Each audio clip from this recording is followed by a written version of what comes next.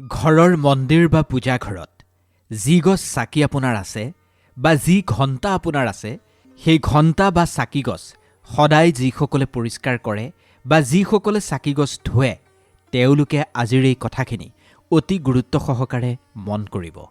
কাৰণ হাঁহি ফূৰ্তিৰে ভৰপূৰ ঘৰখন কোন সময়ত বৰবাদ হৈ যাব পাৰে তাৰ কোনো ঠিকনা নাই। আপোনাৰ এটা সৰু ভুলেই আপোনাৰ ঘৰখনলৈ দুখ দৰিদ্ৰতা মাতি আনিব পাৰে। আপোনাৰ জীৱনলৈ এক অদ্ভুত ধৰণৰ সমস্যা আনি দিব পাৰে কিছুমান সৰু ভুলেই।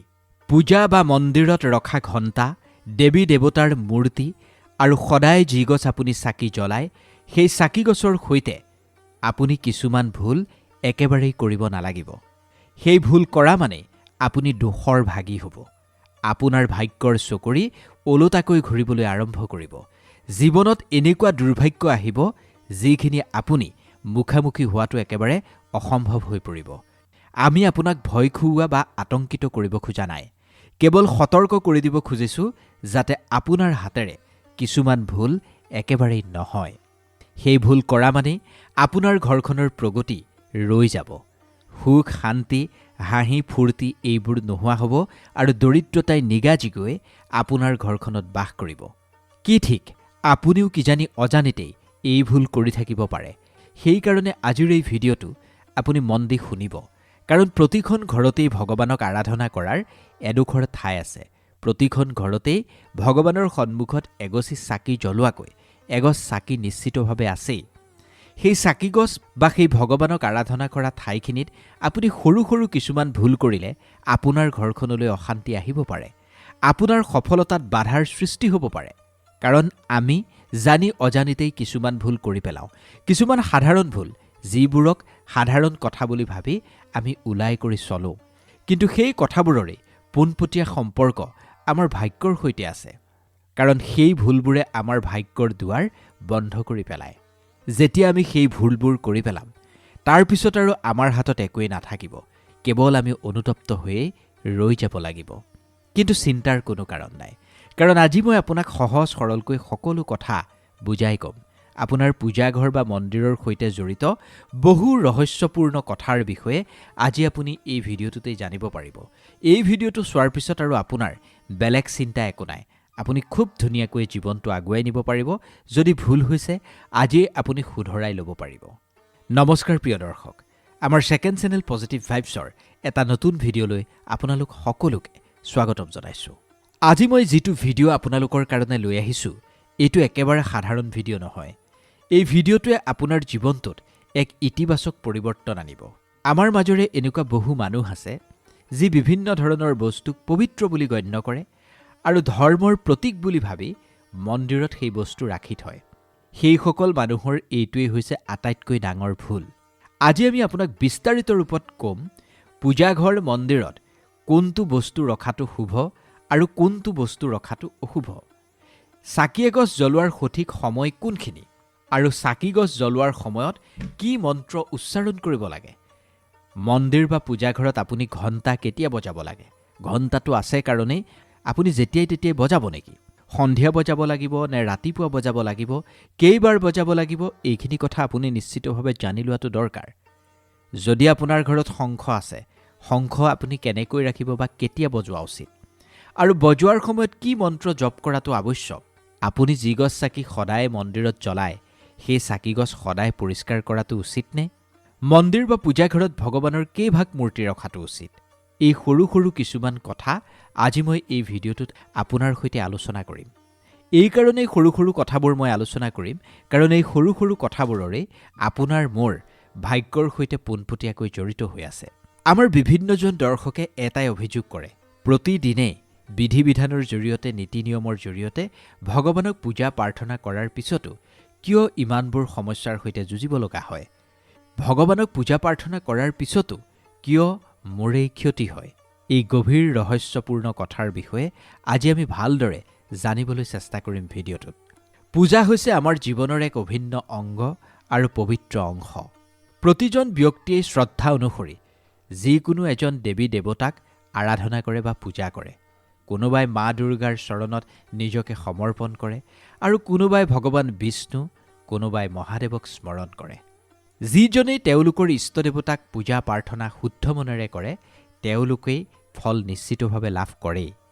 কিন্তু আপুনি জানেনে, সৰু সৰু কিছুমান ভুলে আপুনি পাবলগীয়া পুণ্য ফলত বাধাৰ সৃষ্টি কৰে। সেই ভুলবোৰ ইমান বেছি আমাৰ সৰু যেন লাগে, প্ৰায়ে আমি কিন্তু সেই ভুলবোৰক অৱহেলা কৰোঁ বা অৱজ্ঞা কৰি চলোঁ, উপেক্ষা কৰোঁ। কিন্তু আমাৰ শাস্ত্ৰত স্পষ্টকৈ উল্লেখ আছে, যদি আপুনি পূজা প্ৰাৰ্থনাত পূৰ্ণ ফল লাভ কৰিব খুজিছে তেতিয়াহ'লে কিছুমান কথা আপুনি বিশেষভাৱে গুৰুত্ব দিব লাগিব। আজি আমি মুখ্য ৰূপত ঘৰৰ মন্দিৰৰ চাকিগছ বা ঘণ্টাৰ ব্যৱহাৰৰ সন্দৰ্ভতেই কথা পাতিম। চাকিগছ সদায় পৰিষ্কাৰ কৰাটো উচিত নে? ধুব লাগেনে? নে সপ্তাহত এবাৰ ধুলেই হ'ব? নে দুবাৰ ধুব লাগিব? চাকি আপুনি ধাতুৰ ল'ব নে মাটিৰ চাকি ল'ব? যদি পৰিষ্কাৰেই কৰে, কেনেকৈ পৰিষ্কাৰ কৰিব? মাটিৰ চাকি জ্বলোৱাৰ সঠিক সময় কি আৰু উপযুক্ত ক্ষণ কি? মন্দিৰত কেনেকুৱা ধৰণৰ ঘণ্টাৰ ব্যৱহাৰ কৰাটো অত্যন্ত শুভ হয়? মন্দিৰত থকা ঘণ্টা কেতিয়া বজাব লাগে? কিমানবাৰ বজাব লাগে? সন্ধিয়াৰ পূজাত ঘণ্টা বজোৱাটো শাস্ত্ৰসন্মত হয়নে? এই সকলো প্ৰশ্নৰ উত্তৰ এই ভিডিঅ'টোতে আজি মই দিবলৈ চেষ্টা কৰিম। প্ৰিয় দৰ্শক, প্ৰথমে আমি মাটিৰ চাকিগছক লৈ কথা পাতোঁ আহক। সাধাৰণ যেন লগা এই মাটিৰ চাকিগছৰ এক সাংঘাতিক ৰহস্য আছে। মাটিৰ চাকিগছক আমি বাস্তৱত শুদ্ধতা আৰু পবিত্ৰতাৰ প্ৰতীক বুলিয়েই গণ্য কৰোঁ। দীপাৱলীয়ে হওক বা যিকোনো ধৰণৰ ধৰ্মীয় অনুষ্ঠানেই হওক, মাটিৰ চাকিগছ জ্বলোৱাৰ এক বিশেষ মহত্ব আছে। ঘৰৰ মন্দিৰ বা দুৱাৰমুখত যেতিয়া এগছি মাটিৰ চাকি প্ৰজ্বলন কৰা হয়, বিশ্বাস কৰক, মা লক্ষ্মীয়ে স্বয়ং আপোনাৰ ঘৰত প্ৰৱেশ কৰিব। কিন্তু প্ৰিয় দৰ্শক, এটা কথা মনত ৰাখিব লাগিব, যেতিয়া এই মাটিৰ চাকিগছ আপুনি মন্দিৰত ৰাখিব তেতিয়া কিন্তু তাৰ নিয়ম সম্পূৰ্ণ সলনি হৈ যাব। এবাৰ যদি আপুনি মাটিৰ চাকিগছ জ্বলাইছে, মানে মন্দিৰৰ কথা কৈছোঁ, মন্দিৰত যদি আপুনি এবাৰ মাটিৰ চাকিগছ জ্বলাইছে, দ্বিতীয়বাৰ কিন্তু সেই একেগছ চাকিৰ ব্যৱহাৰ নহয়। প্ৰতিবাৰ পূজাৰ কাৰণে আপুনি এগছি নতুন মাটিৰ চাকি ব্যৱহাৰ কৰাটোহে শুভ বুলি গণ্য কৰা হৈছে। যদি আপুনি একেগছ মাটিৰ চাকি মন্দিৰত ব্যৱহাৰ কৰে, আপোনাৰ ঘৰত বাস্তুদোষৰ সৃষ্টি হ'ব পাৰে। যদি আপুনি প্ৰতিদিনেই নতুন চাকি ব্যৱহাৰ কৰে, তেতিয়াহ'লে আপোনাৰ ঘৰৰ পৰা বাস্তুদোষ দূৰ হ'ব আৰু ঘৰখন উন্নতিৰ দিশে আগুৱাই যাব। লাহে লাহে আমি ভিডিঅ'টোত মন্দিৰত থকা ঘণ্টাভাগৰ বিষয়েও কিছু কথা পাতিম, যিখিনি আজিলৈকে চাগে আপোনাক কোনেও কোৱা নাই। কিন্তু তাৰ পূৰ্বে আমি আপোনাক ক'ব খুজিছোঁ ধাতুৰ চাকিগছৰ বিষয়ে। আপুনিও চাগে দেখিছে বা আপোনাৰ ঘৰত থাকিবও পাৰে, বিভিন্নজনে পিতল বা তামৰ চাকি ব্যৱহাৰ কৰে। এই চাকিগছ দেখাতেই সুন্দৰ নহয়, বৰঞ্চ ইয়াৰ ধৰ্মীয় মহত্ব অত্যন্ত গভীৰ। কিন্তু প্ৰিয় দৰ্শক, এই চাকিগছ জ্বলোৱাটোৱেই যথেষ্ট নহয়। এই চাকিগছ শুদ্ধি কৰি ৰখাটো সমানেই জৰুৰী। এই চাকিগছ সদায় পৰিষ্কাৰ কৰিহে আপুনি জ্বলোৱা উচিত। যদি সম্ভৱ হয়, আপুনি গংগা জলেৰে চাকিগছ পৰিষ্কাৰ কৰিব। যিকোনো পূজাৰ সামগ্ৰী পোৱা দোকানত আপুনি গংগাজল পাব। গংগাজলেৰে যদি আপুনি চাকিগছ পৰিষ্কাৰ কৰে বা ধুৱে, সেই চাকিগছ অধিক পবিত্ৰ হৈ পৰিব আৰু ঘৰখনত চাৰিওফালৰ পৰা এক ইতিবাচক শক্তিৰে আৱৰি ৰাখিব। যদি আপুনি সপ্তাহত কেৱল এবাৰ দুবাৰ এই চাকিগছ পৰিষ্কাৰ কৰে, তেতিয়াহ'লে সেই চাকিগছ সম্পূৰ্ণৰূপে শুদ্ধ নহয়। আৰু আপুনি যে প্ৰতিদিনে চাকিগছ জ্বলাব, সেই যে শলিতাৰ ছাইখিনি থাকি যাবগৈ, সেইখিনিয়ে আপোনাৰ ঘৰখনলৈ নেতিবাচক শক্তিক আকৰ্ষিত কৰিব পাৰে। গতিকে মনত ৰাখিব, প্ৰতিদিনেই যদি আপুনি তামৰ বা পিতলৰ এগছ চাকি জ্বলাইছে, ভালদৰে পৰিষ্কাৰ নকৰাকৈ চাকিগছ নজ্বলাব। প্ৰতিদিনেই আপুনি সেই চাকিগছ পৰিষ্কাৰ কৰাটো অভ্যাস কৰি লওক। এইবাৰ আমি চৰ্চা কৰিব খুজিছোঁ ঘৰৰ মন্দিৰত থকা আপোনাৰ ঘণ্টাভাগৰ বিষয়ে। পিতলৰ ঘণ্টাৰ ধ্বনি এনেকুৱা হয়, বাতাবৰণত যি নেতিবাচক শক্তি থাকে, সেই নেতিবাচক শক্তি লগে লগেই নোহোৱা হয়। মানে ঘণ্টাৰ শব্দত নেতিবাচক শক্তি টিকিব নোৱাৰে। ঘণ্টা বজাৰ লগে লগেই ঘৰত এক ইতিবাচক শক্তিৰ প্ৰৱাহ আমি দেখিবলৈ পাওঁ। কিন্তু প্ৰিয় দৰ্শক, এই ঘণ্টা আপুনি ঘৰত কেতিয়াও দক্ষিণ দিশত নাৰাখিব। এয়া একেবাৰেই অশুভ। ঘণ্টা একেবাৰে পূজাথলীৰ ওচৰত বা মন্দিৰৰ প্ৰৱেশ দ্বাৰতহে আপুনি ৰাখিব। সকলোতকৈ শুভ ঘণ্টাভাগ হৈছে যিভাগ ঘণ্টাৰ ওপৰ অংশত গৰুড়ৰ ছবি আছে, যাক আমি গৰুড় ঘণ্টা বুলি কওঁ। আৰু শাস্ত্ৰই এই ঘণ্টাভাগক অত্যন্ত পবিত্ৰ আৰু ফলদায়ক বুলি স্বীকৃতি দিছে। এতিয়া প্ৰশ্ন আহে, আপুনি ঘৰত ঘণ্টাভাগ কেইবাৰ বজাব? ভগৱানক যেতিয়া আপুনি ভোগ লগাব, সেই ভোগ লগোৱাৰ সময়ত আপুনি 5 বাৰ ঘণ্টা বজাব। 5 বাৰ ঘণ্টা বজাই যেতিয়া আপুনি ভোগ আগবঢ়ায়, তেতিয়া হেনো ভগৱানে ভোগ সোনকালে স্বীকাৰ কৰে। পূজাৰ সময়ছোৱাত বহুত বেছি জোৰেৰে ধাৰাবাহিকভাৱে ঘণ্টা বজাব নালাগে। কেৱল মাত্ৰ 3 বাৰ বজোৱাটোকেই উত্তম বুলি কোৱা হৈছে। ঘণ্টা সদায় নিজৰ সোঁ হাতখনেৰে বজাব লাগে আৰু ঘণ্টাভাগৰ মুখভাগ সদায় পূজা থলীৰ ফালে থাকিব লাগে।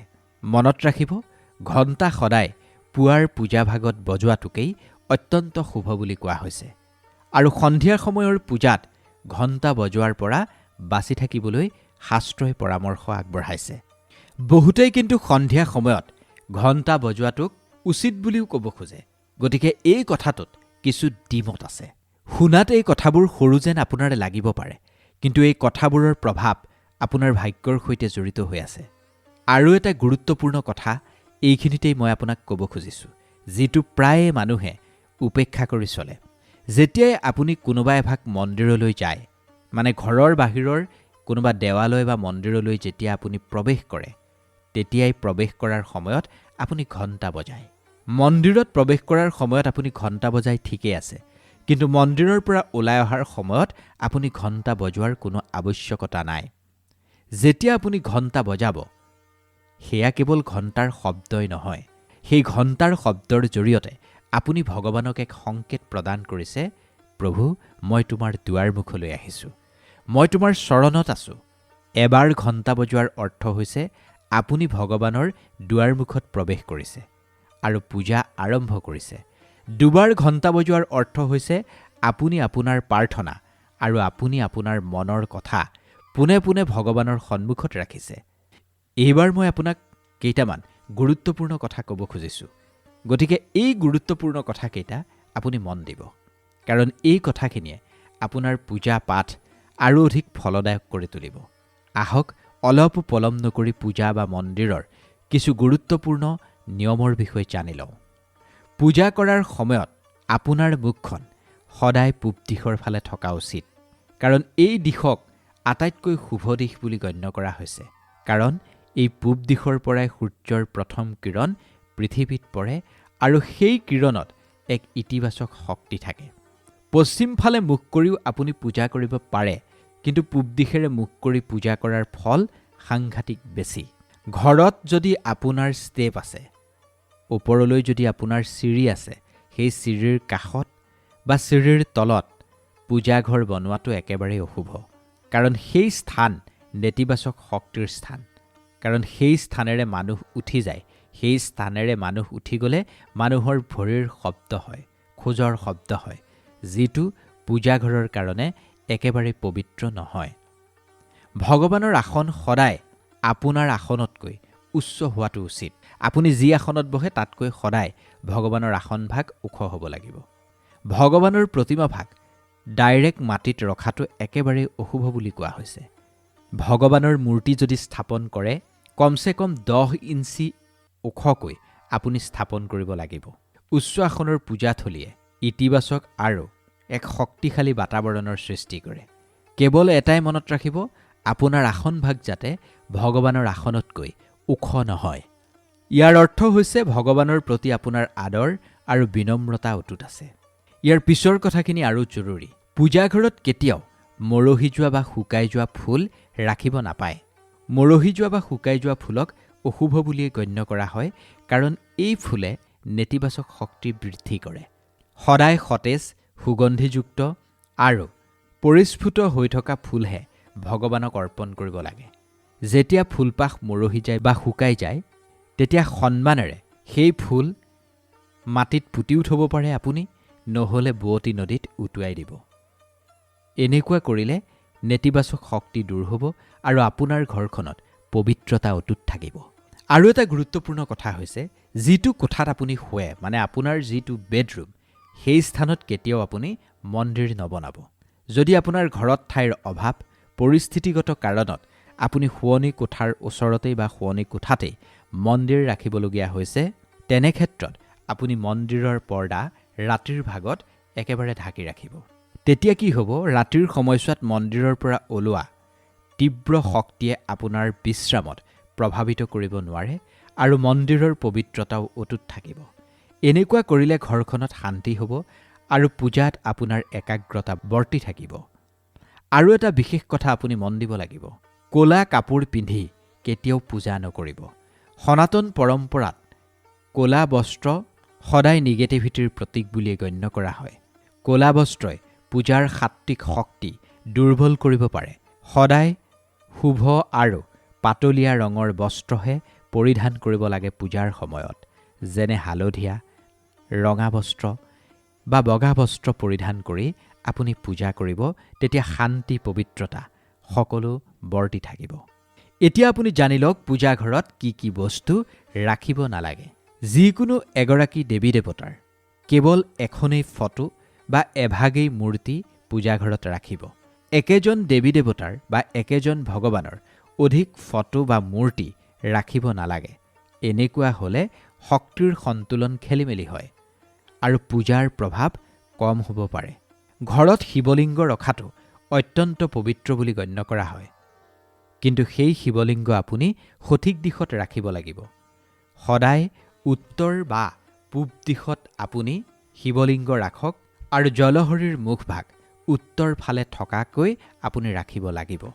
আৰু এই শিৱলিংগ সদায় পৰিষ্কাৰ স্থানতহে আপুনি স্থাপন কৰিব। হুলস্থুলীয়া পৰিৱেশ, লেতেৰা ঠাই এনেকুৱাত শিৱলিংগ স্থাপনৰ পৰা আপুনি বিৰত থাকিব। ভগৱানৰ ভগাচিগা মূৰ্তি, খণ্ডিত প্ৰতিমা, ফটাচিটা ফটো পূজাস্থানত নাৰাখিব। যদি আছে আজিয়েই আঁতৰাই দিয়ক। ভগা মূৰ্তি বা ফটাচিটা ফটোৱে পবিত্ৰতা নষ্ট কৰে, পবিত্ৰতা কম কৰে আৰু ইতিবাচক শক্তিৰ প্ৰবাহত বাধাৰ সৃষ্টি কৰে। শাস্ত্ৰসন্মতভাৱে সেইখিনিক বিসৰ্জন দিয়ক। শংখ আৰু গোমতী চক্ৰ ভগৱান বিষ্ণু আৰু ভগৱান শিৱৰ কৃপাৰ প্ৰতীক বুলি কোৱা হৈছে। ঘৰত এইখিনি ৰাখিলে সমৃদ্ধি আহে আৰু শংখত আপুনি জল ভৰাই বাতাবৰণ শুদ্ধ কৰিব পাৰে। মানে শংখত জল ৰাখি সেই জলেৰে আপুনি আপোনাৰ ঘৰৰ বাতাবৰণ শুদ্ধ কৰিব পাৰে। প্ৰতিদিনেই আপুনি সেই জলখিনি সলাই পেলাব আৰু এই পবিত্ৰ বস্তুকেইভাগ সদায় পৰিষ্কাৰ কৰি ৰাখিব। প্ৰতিদিনে আপুনি পূজাথলী, আপোনাৰ পূজাঘৰ মন্দিৰ পৰিষ্কাৰ কৰিবই। যিমানেই আপোনাৰ এলাহ নালাগক কিয় আপুনি পৰিষ্কাৰ কৰিবলৈ নাপাহৰিব, কাৰণ লেতেৰাৰ পৰাই নেতিবাচক শক্তিৰ সৃষ্টি হয়। এই কথাখিনি মানি চলি ভগৱানক পূজা প্ৰাৰ্থনা কৰিলে নিশ্চিতভাৱে আপুনি পূজাৰ উত্তম ফল লাভ কৰিব। ভিডিঅ'টো সন্দৰ্ভত আপোনাৰ মতামত আমাক কমেণ্ট কৰি জনাবলৈ নাপাহৰিব। ভিডিঅ'টো যিমান পাৰে সিমান শ্বেয়াৰ কৰিব। কোন স্থানৰ পৰা ভিডিঅ'টো চাই আছে সেয়াও আমাক জনাবলৈ নাপাহৰিব। আৰু এনেকুৱা ধৰণৰ ভিডিঅ' পোনপ্ৰথম আপুনি পাবৰ কাৰণে আমাৰ চেনেলটো এবাৰ ছাবস্ক্ৰাইব কৰিব। ধন্যবাদ।